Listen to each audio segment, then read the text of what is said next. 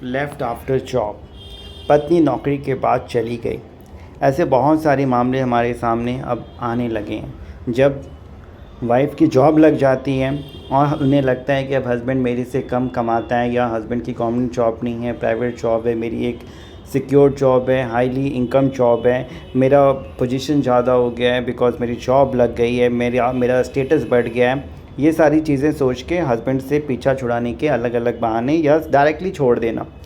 बात नहीं करना, किसी और के साथ अफेयर करना, किस टाइम बात नहीं करना, माँ बाप से अलग रहो, मतलब ऐसे अनलॉफुल डिमांड खुद करना, या खुद ऐसी हरकतें करना जिससे कि हस्बैंड खुद परेशान होकर आपको छोड़ने की बात कहने लगे। अब ये चीज़ें वाइफ़ के द्वारा अपनाई जाती हैं, पहले भी अपनाई जाती थी, जॉब हो ना हो, अगर आपके साथ नहीं रहना है, चाहे उसके पीछे जो भी वजह हो, एक्स्ट्रा मैरिटल अफेयर हो, या आपसे नहीं बनता हो, या आपसे उसे खुशी नहीं लग रही हो, किसी और के साथ अफेयर करना हो, या किसी और से शादी करना चाहती हो, या आपसे पैसे वसूलना चाहती हो।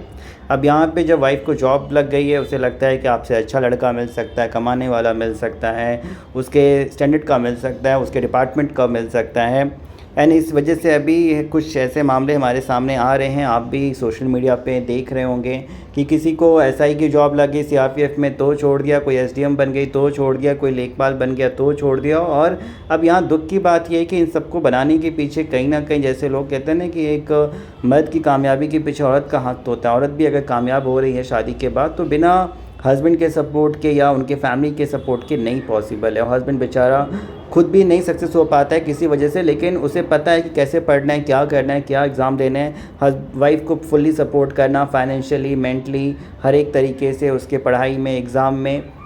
और जिसके बाद वो कामयाब होती हैं। अब उसका श्रेय हस्बैंड को देना तो बहुत दूर की बात है, जॉब लगते ही छोड़ देने वाली बातें स्टार्ट हो जाती हैं, जो कि बहुत ही हस्बैंड के लिए एक मेंटली हरासमेंट वाली बात होती है सारा कुछ, जिसके लिए कि आज वही छोड़ने की बात। और छोड़ना तो अलग बात, आप पे झूठे केसेस, दहेज मांगने के, मानसिक प्रताड़ना के, हिंसा, या कई बार तो, या फिर डिवोर्स के अलग अलग बहाने खोजना कि भैया मैं अपना धर्म परिवर्तन कर लूँगी, मैं जानबूझ के किसी और के साथ अफेयर करूँगी, तुम खुद नाखुश होकर डिवोर्स फाइल कर दोगे,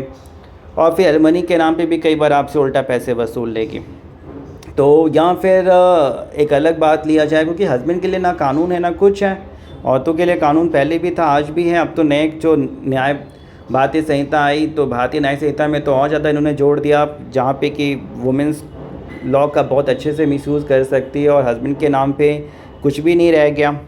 और ऐसा नहीं है कि हस्बैंड के साथ गलत नहीं होता, मैन है, ह्यूमन बीइंग है, किसी के साथ भी अपराध हो सकता है, कोई भी अपराधी हो सकता है। लिंग देख के तो कोई अपराध करता नहीं। ऐसा नहीं है कि महिलाओं के लिए जेल नहीं बना, महिलाएं अपराध नहीं करती हैं, बिल्कुल करती हैं। कई बार एक तरीके से घरेलू हिंसा, मानसिक उत्पीड़न मैन हस्बैंड के साथ हो रहा है, बेचारा ना कहीं बता सकता है, ना जा सकता है, ना उसके लिए कोई कानून है, ना कोई रेमेडी है, और वो गलत रास्ता भी अपनाता है कई बार।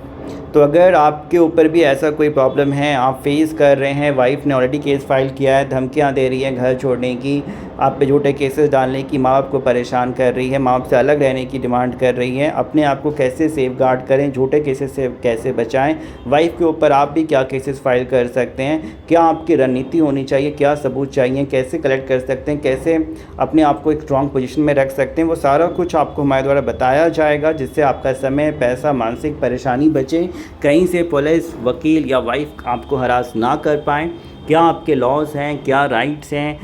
किस सिचुएशन में कैसे हैंडल करना है, एक कंप्लीट आपको मेंटली स्ट्रांग बनाया जाएगा जब सारी चीज़ें आपको पता होंगी कि किस सिचुएशन में कैसे हमें बिहेव करना है, अपने बचाव में क्या कर सकते हैं। वाइफ जो भी कुछ कर रही है, इसके पीछे एक्चुअल द लास्ट क्या वाइफ का इंटेंशन है, मोटिव है, क्या रणनीति है, क्योंकि आप अच्छा सोच रहे हैं, वाइफ गलत सोच रही है, फिर भी आप उसको रखने की सोच रहे हैं। क्या ये